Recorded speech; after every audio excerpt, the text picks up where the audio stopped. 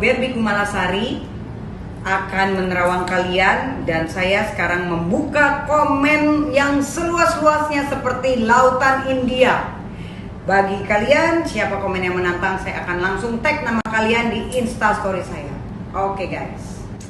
Assalamualaikum warahmatullahi wabarakatuh. Salam sejahtera. Tabe selamat tingunatai, salam sujud kalian dem malempang. Nah, kawan paling semada yang menyukai banget dengan YouTube-nya Dewi Rantian Intan. Sekarang saya lagi ada di rumah. Sekarang saya mau menceritakan masalah indigo dan juga masalah orang yang keturunan atau orang yang berilmu berguru. Gini loh saudara saya, banyak sih yang bertanya kepada saya, Nyai, apa semua orang itu bisa jadi seorang spiritual? Jawaban saya sih, belum tentu bisa. Kenapa? Seorang spiritual itu biasanya ada yang keturunan, ada dia belajar, ada juga dia seorang petapa. Ya. Jadi ada juga yang memang diilhami, memang diberi kelebihan dari Allah Ta'ala, memang ada seperti itu. Jadi yang kayak sebenarnya gini, kayak orang keturunan.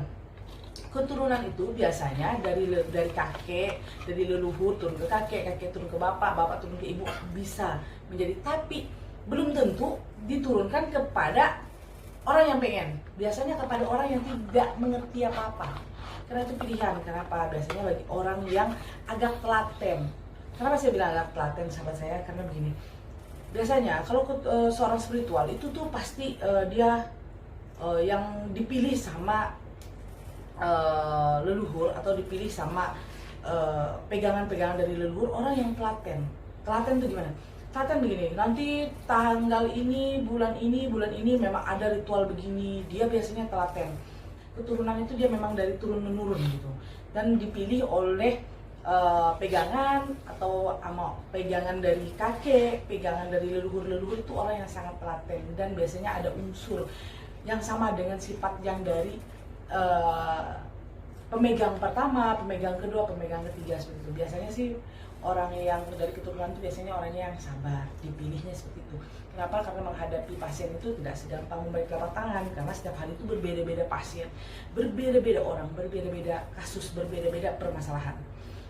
Dan juga kayak indigo. Indigo tuh orang yang bisa melihat. Indigo belum tentu seorang spiritual. Indigo itu hanya orang yang bisa melihat makhluk astral, orang-orang yang bisa melihat makhluk halus. Itu yang setahu saya. Beda dengan orang spiritual dari keturunan. Dan juga gini, seorang petapa bisa menjadi seorang pengobat. Kenapa sahabat saya? Karena mereka itu bertapa langsung ketemu biasanya dengan makhluk astral itu, sama orang gaib itu. Kadang-kadang mereka bertapa tujuannya mau apa?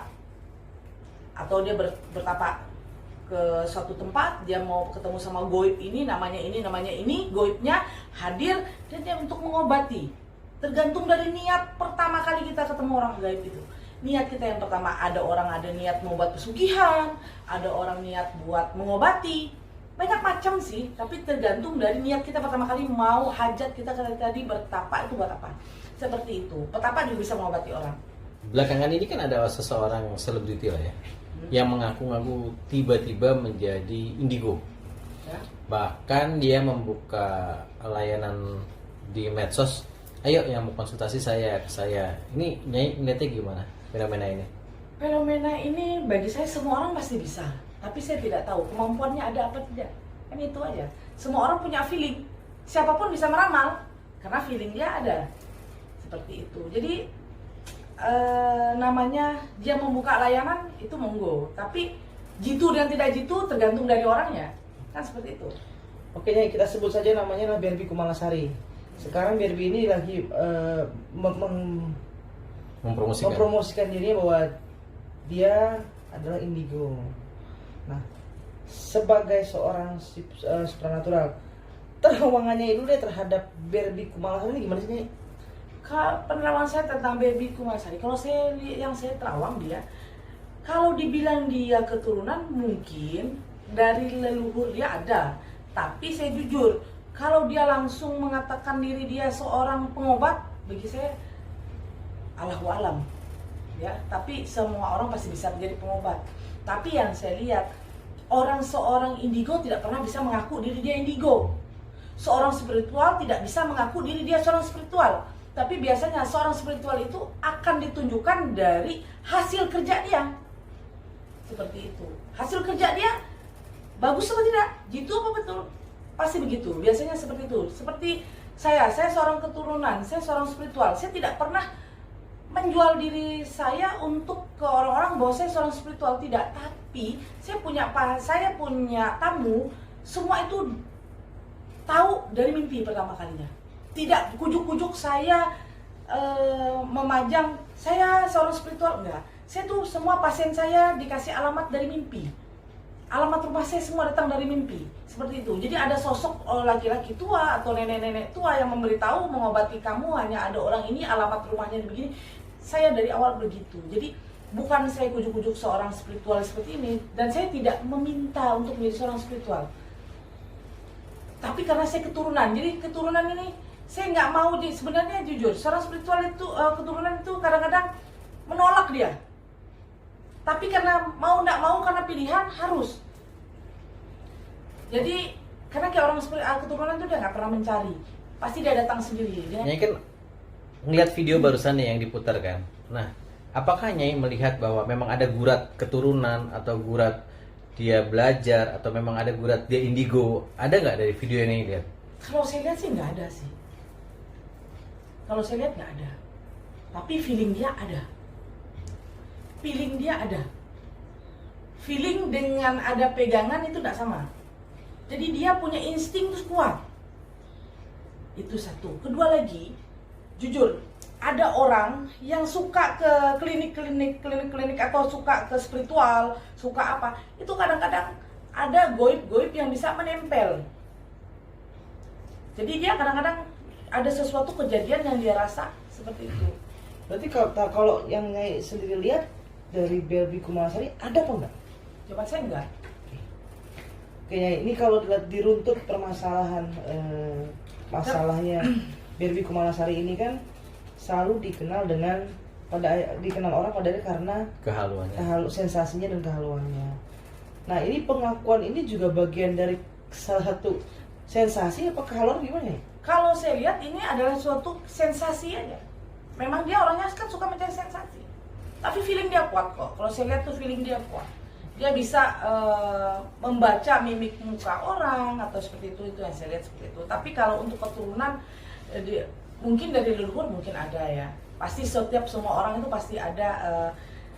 Kalau yang sedikit kuat dari leluhur, pasti biasanya ada sahabat-sahabat leluhur dia menemani, itu biasanya ada.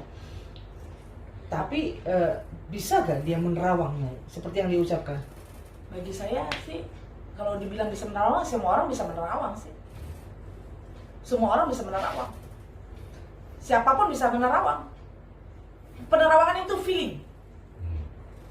Boleh coba, penerawangan itu feeling.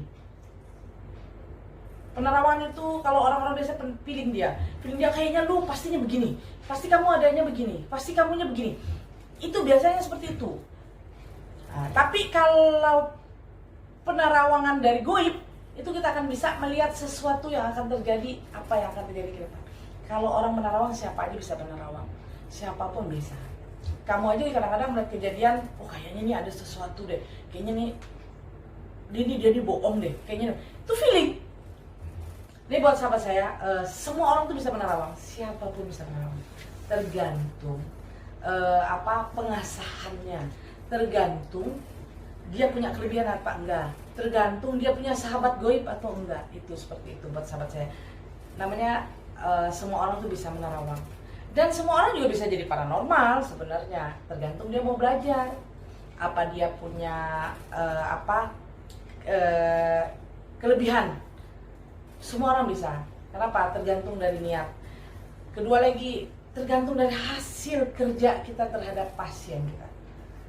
Hasilnya berhasil apa enggak? Benar apa enggak? Seperti itu. Kalau itu benar, pasien kita pasti banyak. Kalau kita tidak benar, pasti pasien kita nggak ada. Seperti itu. Semua ada hak buat siapapun. Ini buat sahabat saya yang mempunyai kelebihan atau yang seorang petapa ataupun siapapun semuanya. Saya berharap ini buat kita, ilmu ini kita manfaatkan membantu siapapun. Dan kita mencari pahala kita untuk dunia dan akhirat. Seperti itu. Dan jaga ilmu kita untuk ilmu yang benar-benar pure untuk membantu orang yang memang butuh dengan kita. Ya, terima kasih banyak buat sahabat saya yang menyukai YouTube-nya Dewi Rantian Intan. Jangan lupa subscribe dan like dan share buat siapapun. Ya, terima kasih banyak. Assalamualaikum warahmatullahi wabarakatuh.